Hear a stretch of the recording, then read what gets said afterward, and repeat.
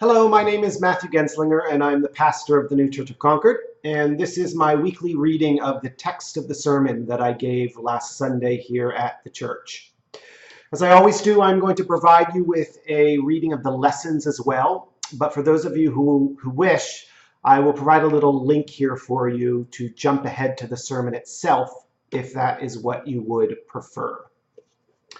So this week's sermon is called Introducing Joshua, Fighting Truth.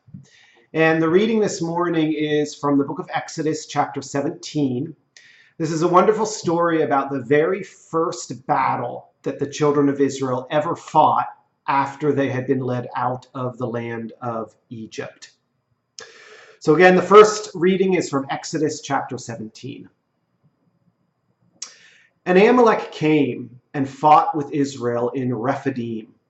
And Moses said to Joshua, "Choose for us men, and go out and fight against Amalek.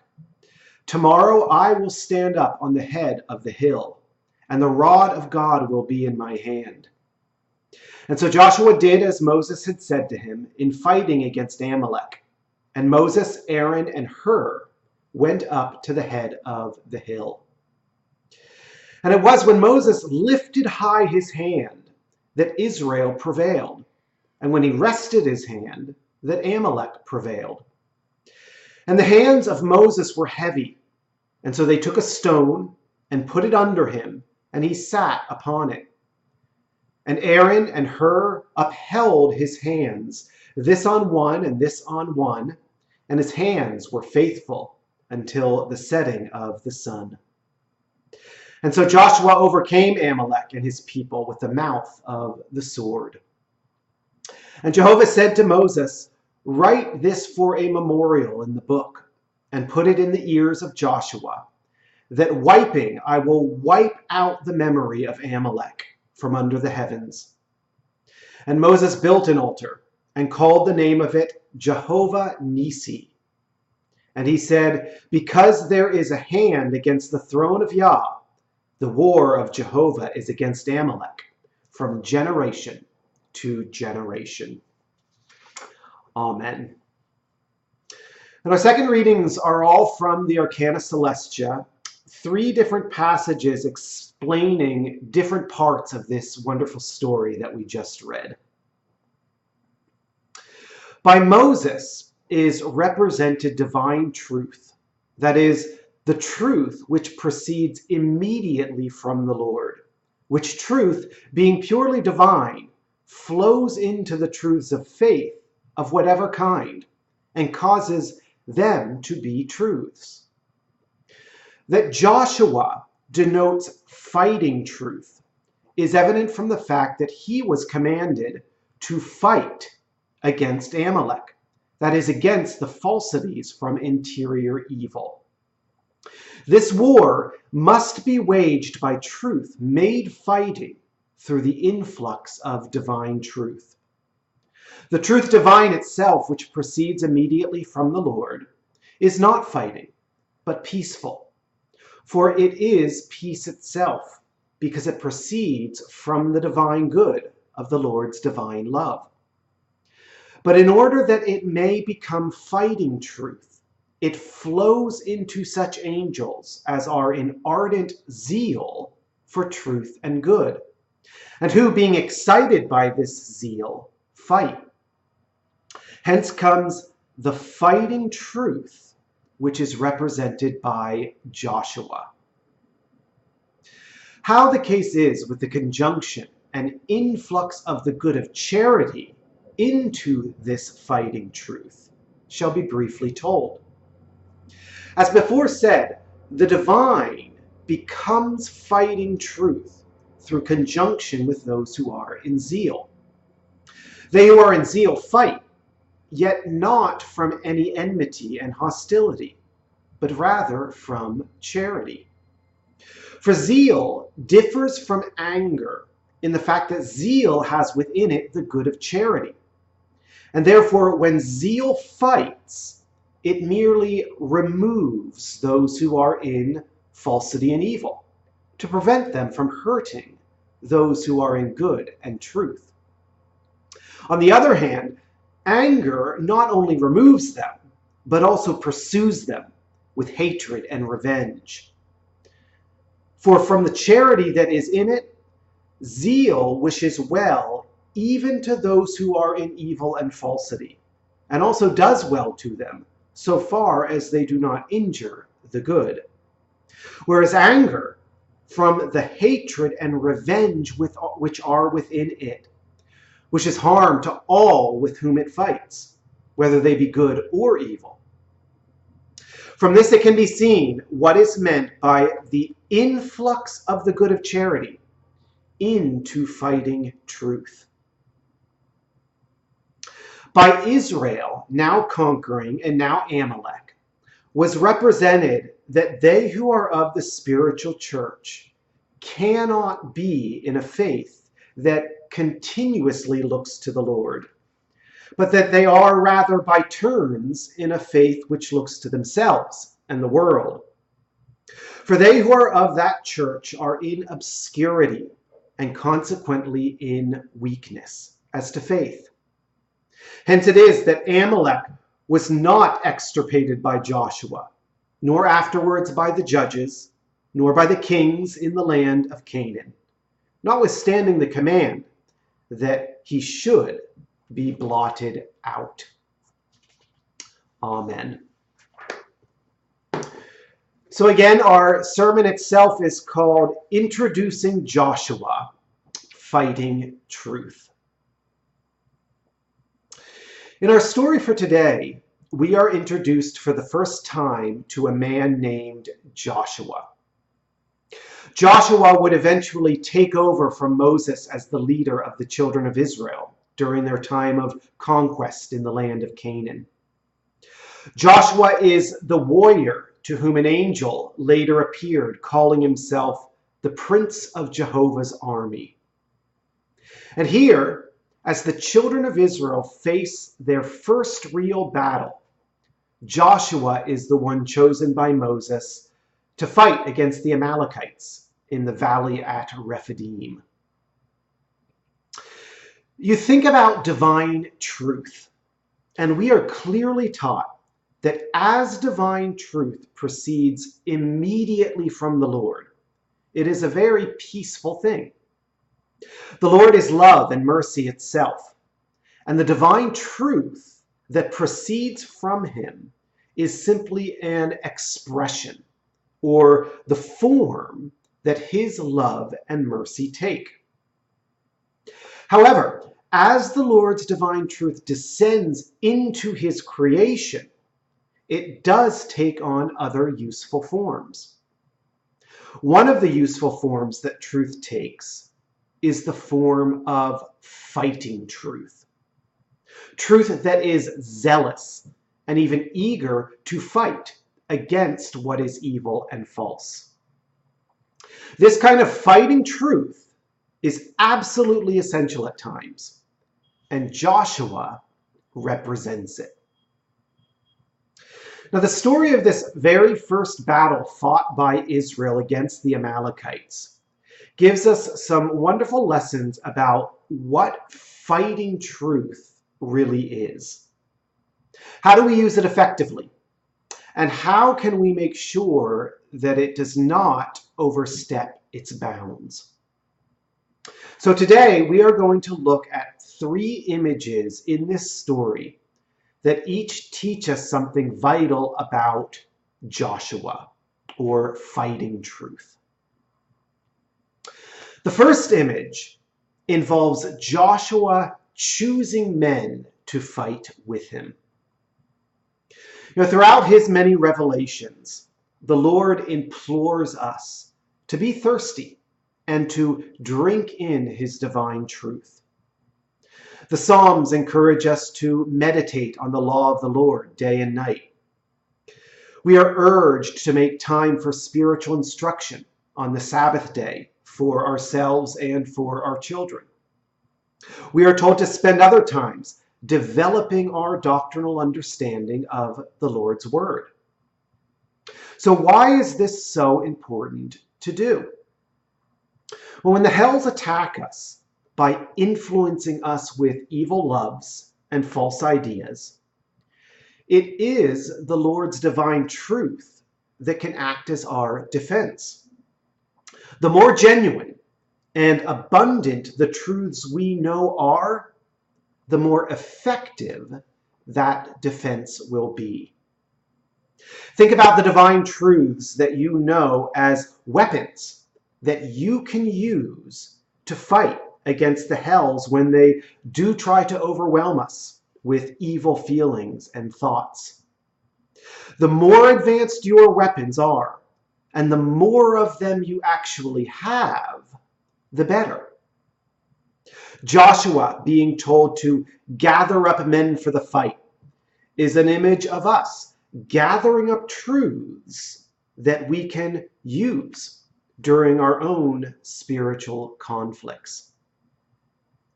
Just as a simple example of this, think about times when the hells attack us by attacking our faith in the Lord's divine providence. At times, the hells are very good at making us question the very reality of God. They can fill us with doubts and anxiety about our own future and whether or not we are truly loved and valued. The Lord wants us to meditate on His Word day and night and to spend time exploring the doctrines of His church, so that when these kinds of attacks on our faith do come, and they will, we have the tools necessary to fight against them. The more we've reflected on the divine truths about the Lord's eternal love and presence with us, and the more we genuinely understand how the Lord's divine providence actually works, the better equipped we will be to wisely fight when the hells try to ruin us with their distorted perspectives. And Moses said to Joshua, "Choose for us men and go out and fight against Amalek."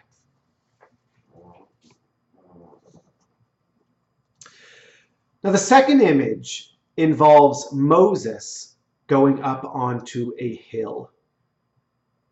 As Joshua gathered his fighting men to do battle in the valley, Moses went and stood up on the head of the hill. Hills and mountains in the scriptures often represent states of love and charity. This is why in ancient times people used to worship up on the top of mountains. So Moses going up onto the top of a hill while Joshua fought down in the valley is a wonderful illustration of our need to always make sure that when we are fighting against evils and falsities, we are fighting from a more internal state of charity. Or to phrase this another way, our fighting truth, Joshua in the valley, must always be conjoined with the good of charity, or Moses up on that hill. Now, on one level, I think that this sounds very strange. The words fighting and charity don't logically seem to go together. Well, one way the Lord helps us to understand this is by making a distinction between fighting from anger as opposed to fighting from zeal. Now, at this point, I'd like to read for you part of one of the passages we just read from the Arcana Celestia. We read, "They who are in zeal fight, yet not from any enmity and hostility, but rather from charity. For zeal differs from anger in the fact that zeal has within it the good of charity. And therefore, when zeal fights, it merely removes those who are in falsity and evil, to prevent them from hurting those who are in good and truth. On the other hand, anger not only removes them, but also pursues them with hatred and revenge.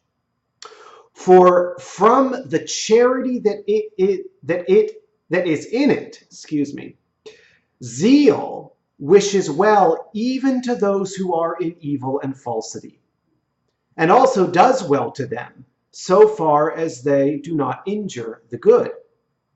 Whereas anger, from the hatred and revenge which are within it, wishes harm to all with whom it fights, whether they be in good or in evil. From this it can be seen what is meant by the influx of the good of charity into truth fighting. What an important distinction. So anger is a selfish love that looks to fight against all who oppose it simply in order to destroy them. Anger is arrogant and self-serving. Zeal, on the other hand, is a heavenly love that stems from a desire to defend or to protect those who are in good and truth.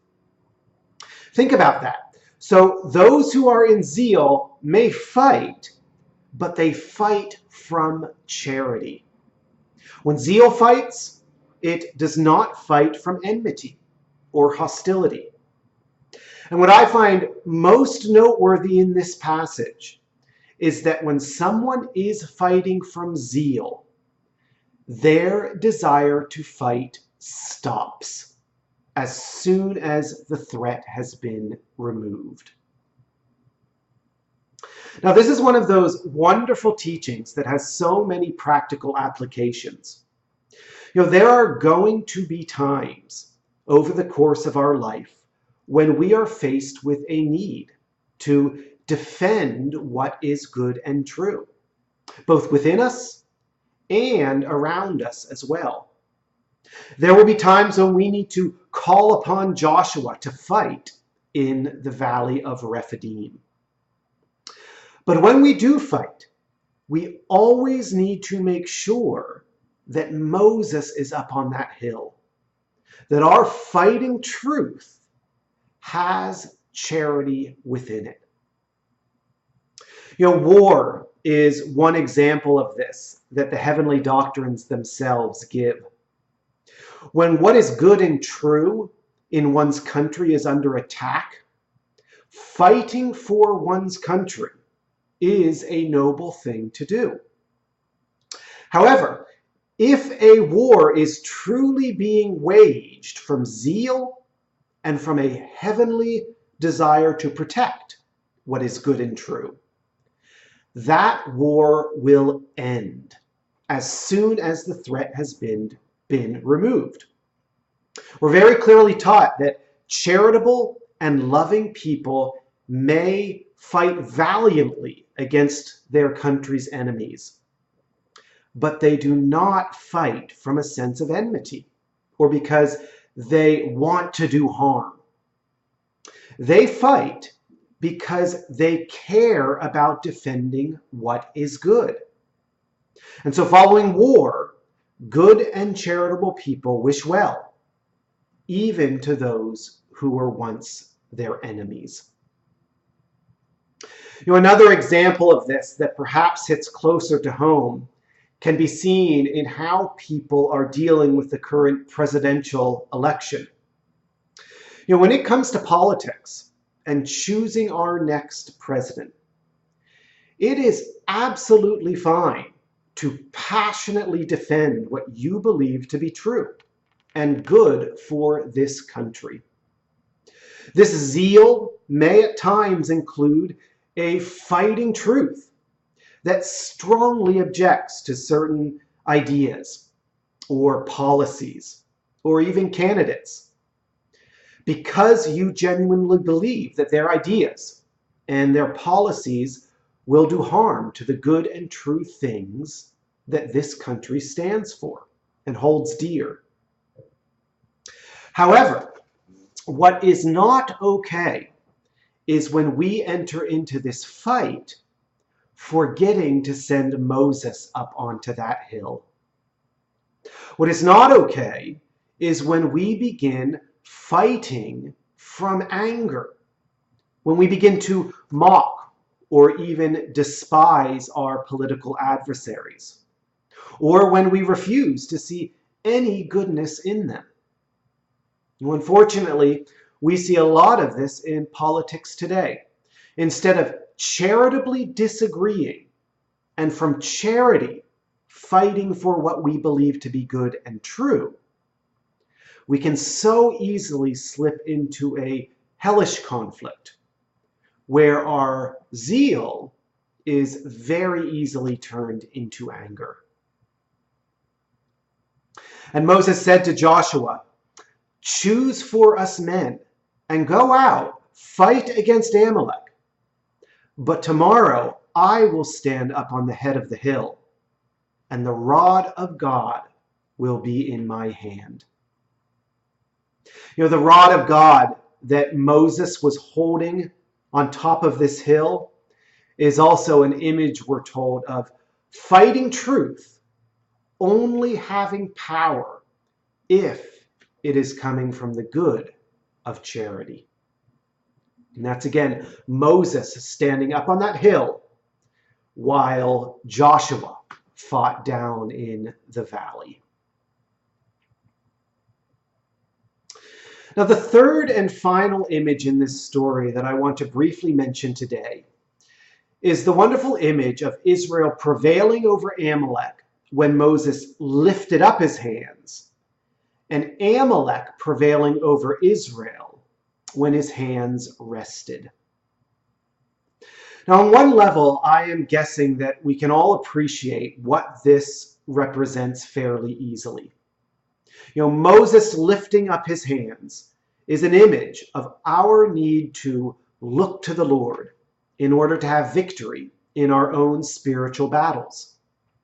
When we look upwards to the Lord, to charity, towards serving others, and to the realities of the Lord's heavenly kingdom, we succeed.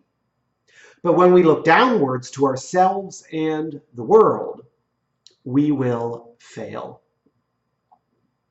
But now, the simple thing I would like to point out here is that Moses' hands did fall. Moses got tired and could not perpetually raise his hands upwards. Now, why did this happen?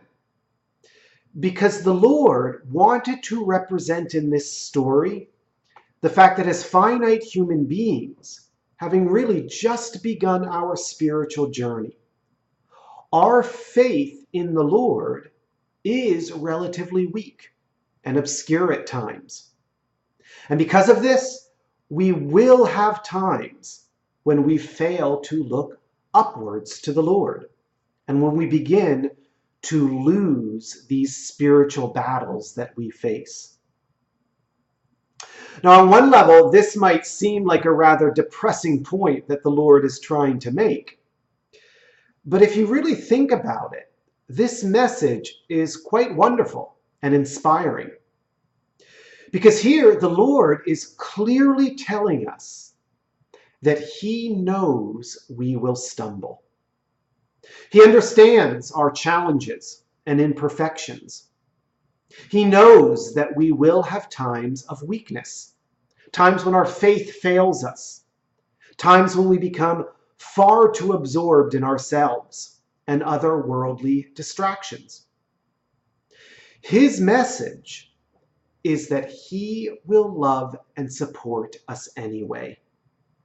When our hands get tired of reaching upwards to the Lord will give us a rock to sit on and will support our efforts with Aaron and Hur. Now, without going into a lot of detail, this rock that Moses sat on and these two men who were supporting his hands represent lower levels of truth. Simple truths that we've learned in the literal sense of the word, or perhaps more basic doctrines that we have been taught throughout our lives. It is sometimes these more basic divine truths that the Lord supports us with during those times of spiritual weakness that the Lord knows will come.